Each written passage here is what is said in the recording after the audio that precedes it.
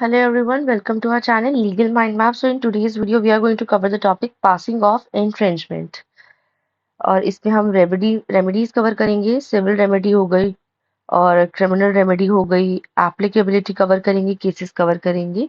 Subject है हमारा intellectual property rights. Let's start our video. So सबसे पहले आता है रेमेडीज फॉर ट्रेडमार्क इन्फ्रिंजमेंट.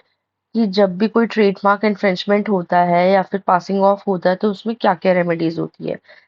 ठीक है, तो एक तो दो तरीके की रेमेडीज प्रोवाइड की जाती है इन्फ्रिंजमेंट का. आई होप आपको सबको मीनिंग पता है. नहीं पता तो please go and watch the previous videos. पूरी प्लेलिस्ट है इसकी, सो दैट आपको हर चीज क्लियर हो.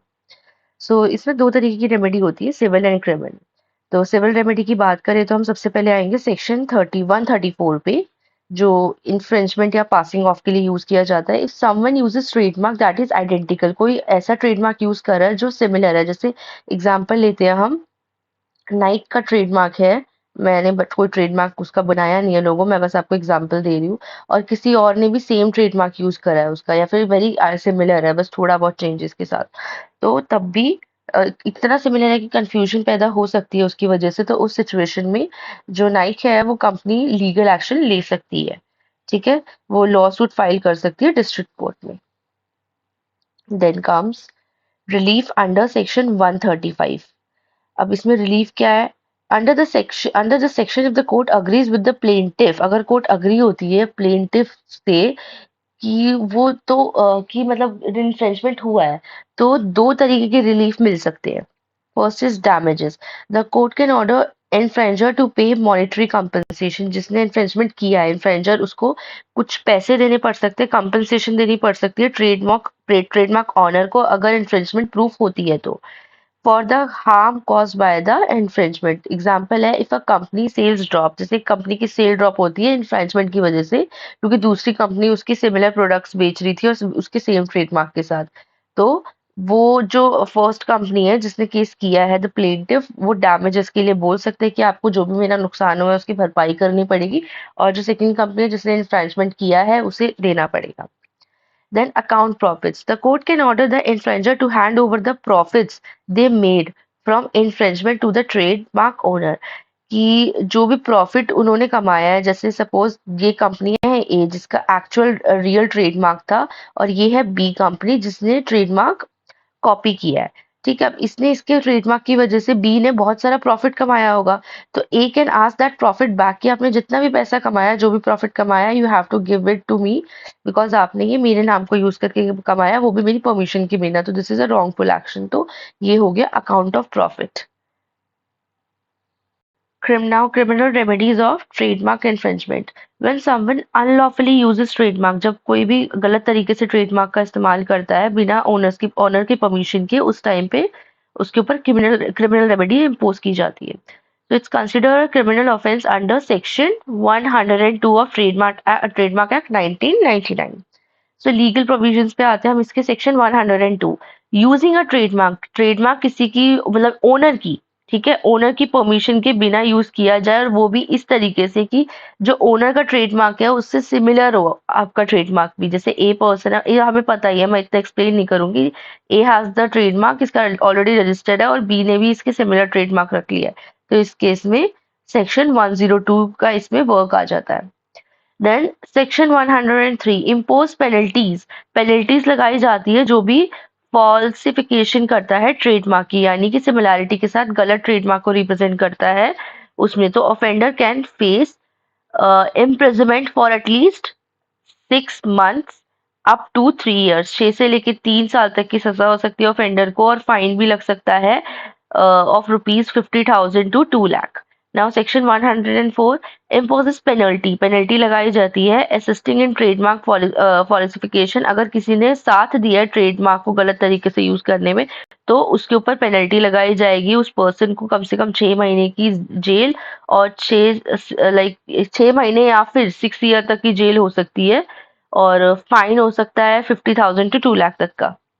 Then section 105, increase penalties for repeat offender. अगर कोई सेम चीज को बार बार रिपीट कर रहा है उसी चीज को, तो इम्प्रिजनमेंट होगी 1 से 3 साल की, और फाइन लगाया जाएगा 1 से 2 लाख के बीच.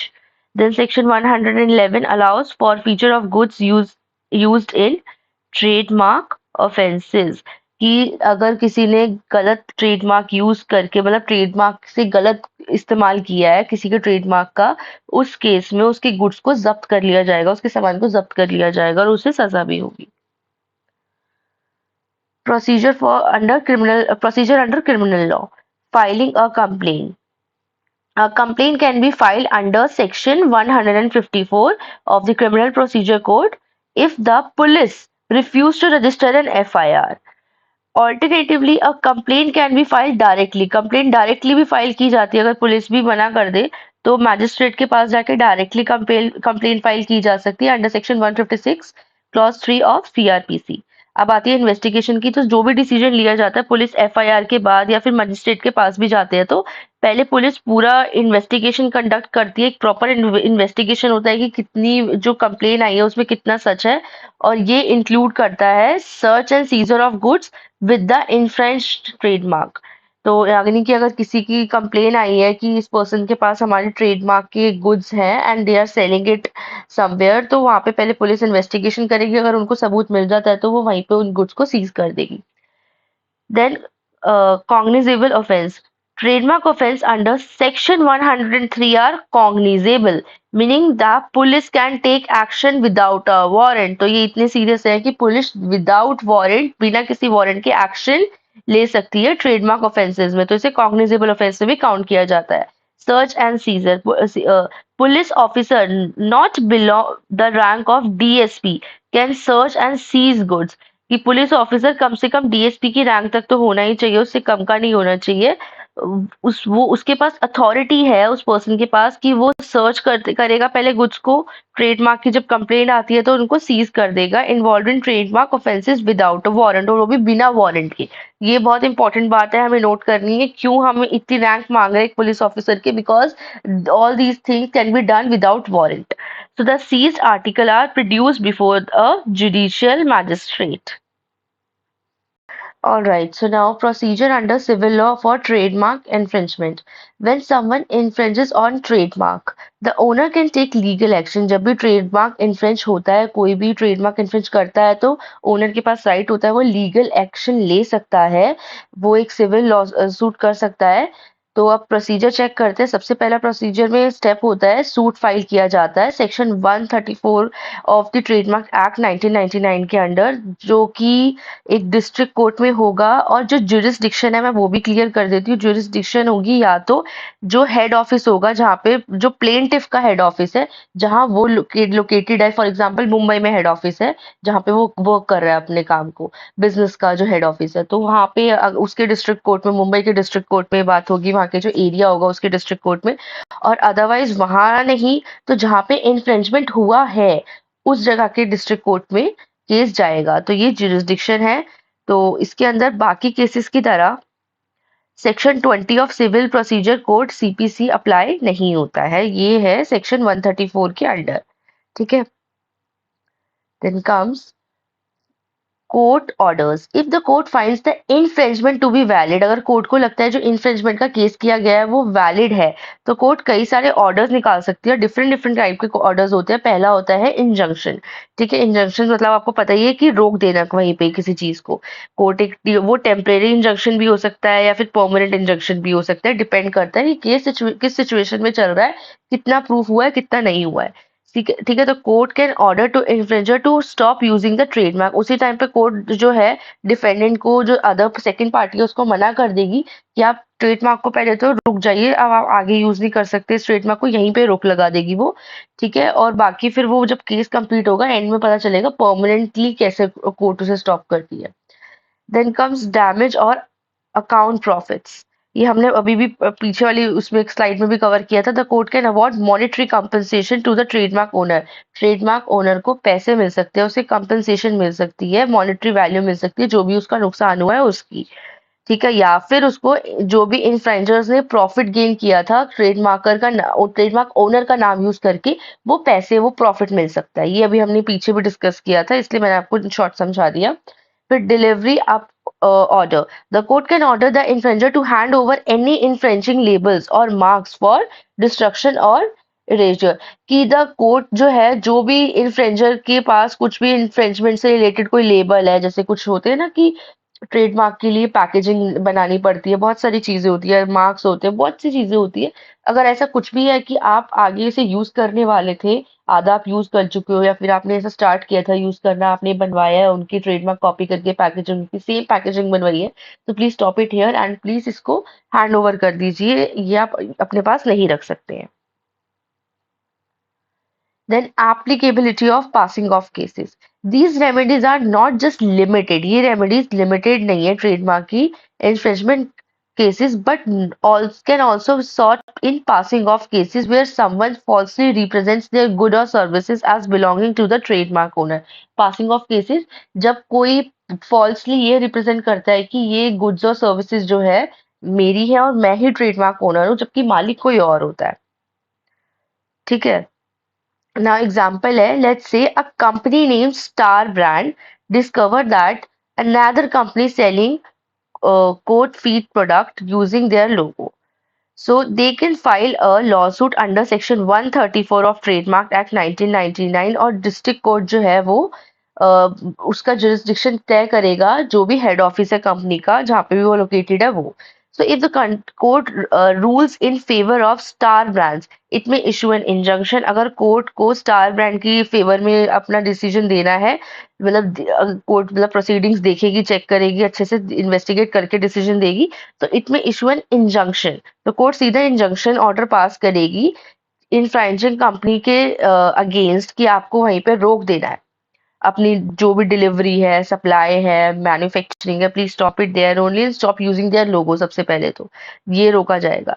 ठीक है. और अवॉर्ड करेगी कोर्ट डैमेजेस और लॉस प्रॉफिट की, जो भी आपने कंपनी का नुकसान किया उसको भरपाई करो, पैसे दो कंपनी को, यानी कि ट्रेडमार्क ओनर को. ठीक है. और जो भी आपने उसके ट्रेडमार्क के से रिलेटेड प्रोडक्ट्स बनाया, जो भी सर्विसेज आपने अभी मैन्युफैक्चर करी है, जो भी बनाई है आपने, उसे भी आप यहीं पे रोक दो और आप उसे आगे सेल नहीं कर सकते हो. Now, benefits of criminal remedy. Initiating proceedings.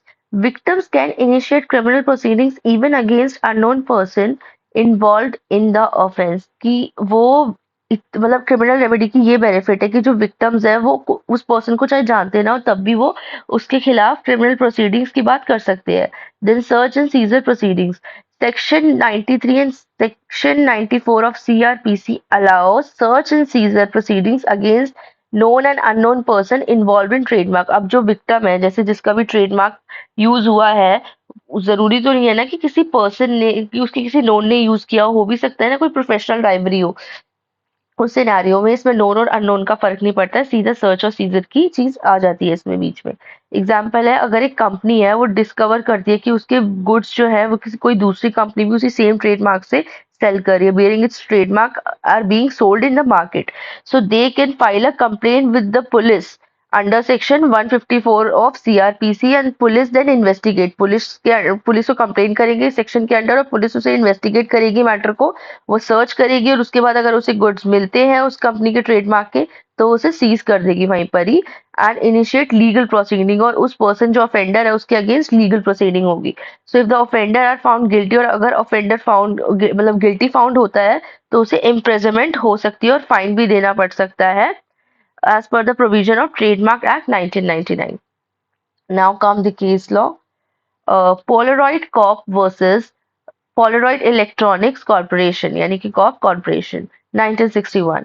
तो इस केस के अंदर क्या था, जो पोलरॉइड था उसने स्यू किया था पोलरॉइड इलेक्ट्रॉनिक्स को कि तुमने मेरा सेम नाम यूज किया, मेरे नाम से काफी सिमिलर नाम यूज करा है, सकता है तुमने थोड़ा सा डिफरेंस कर दिया but it is very similar, कि लोगों को कंफ्यूजन हो रही है और मेरे को मेरे बिजनेस के अंदर काफी नुकसान हो रहा है.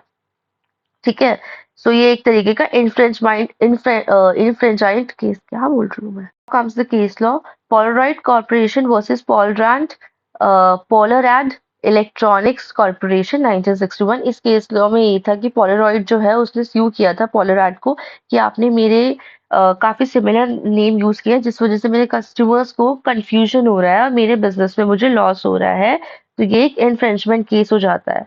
तो court created Polaroid factors to determine if there was likely confusion. तो कोर्ट ने कुछ फैक्टर्स क्रिएट किए थे पोलरॉइड फैक्टर्स कि जिससे बता सके कि मतलब कुछ पैरामीटर्स ऐसे कुछ पॉइंट सेट किए थे कि इन पॉइंट्स को देख के हम डिसाइड करेंगे कि सिमिलैरिटी है या नहीं है। वो पॉइंट्स क्या थे? Polaroid factors, strength of the trademark, कि ट्रेडमार्क और फर्स्ट ट्रेडमार्क और सेकंड ट्रेडमार्क में कितना डिफरेंस है। सिमिलैरिटी ऑफ मार्क्स, कितने एक जैसे हैं, पहले डिफरेंस देखा, फिर एक जैसे कितना मिलते हैं एक दूसरे से ये देखा, जैसे उनकी अपेयरेंस हो गई, एंड द प्रोनाउंस, जब उन्हें प्रोनाउंस करते हैं तो उनका साउंड क्या आता है। Proximity of the products, how closely related to products are in the market. Then likelihood of bridging the gap, whether the senior user यानी कि जो original trademark owner है might expand into the junior users, यानी कि alleged infringers जो है उसे junior user बोला गया है। Then actual confusion, evidence that customers are actually confused by the similar trademark, ऐसे evidence present करने पड़ेंगे कि customers actual में confuse हो रहे हैं। ठीक है, और ये सेम जूनियर जो यूजर है उसकी तरफ से भी आएंगे एविडेंस। ठीक है, और जूनियर यूजर को ये भी कंफर्म करना पड़ेगा कि अगर वो ट्रेडमार्क यूज कर भी रहा था जो सिमिलर था, तो वो कुछ गलत वे में नहीं यूज करना चाह रहा था, वो तो अपने बिजनेस के लिए यूज कर रहा था और उसे ऐसा पता भी नहीं था, वो तो गुड फेथ में यूज कर रहा था। Then quality of junior users product, the quality of product with the a list, मतलब कि दोनों के प्रोडक्ट्स को कंपेयर किया जाएगा कि सेम प्रोडक्ट है या नहीं, और सेम क्वालिटी और सेम चीज है या नहीं। Then sophistications of the buyers, how knowledgeable and careful the buyers are when making a purchase, कि buyers जो है इनके, उनकी क्या क्वालिटी है, कि वो किस तरीके से इनको, मतलब किस तरीके से इंटरप्रेट कर रहे हैं इनके प्रोडक्ट्स को, क्या सच में कंफ्यूजन हो रही है उनको कि वो खरीदना चाहते हैं पोलेरॉइड का और आ रहा है पॉलीराइड का। सो रेमेडीज क्या है इसमें? इंजंक्शन, मॉनेटरी डैमेजेस और डिस्ट्रक्शन ऑफ इन्फ्रिंजिंग गुड्स। तो आप इसे और अच्छे से पढ़ लेना। That's it in this case. Please don't forget to like, share and subscribe to our channel. Thank you.